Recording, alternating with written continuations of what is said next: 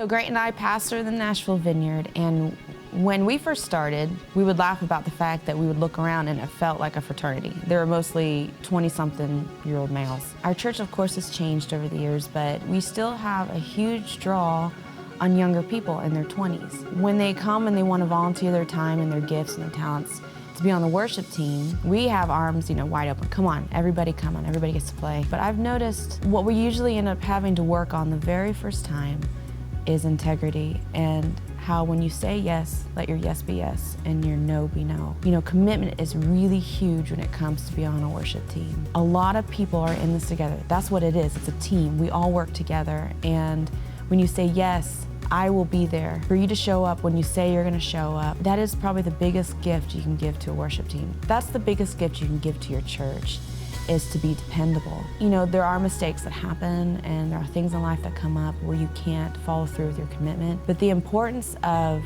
doing your best to follow through, I think, is one of the things that the Lord highly values. He values honesty. To be a servant is to come whether you feel like it or not. To be a servant is to give of yourself whether you feel like it or not. When we gather as a team, when I meet with my worship leaders and the band and all those involved in our media, the first thing I say is, listen guys, let your yes be yes and your no be no. And it's okay if it's no.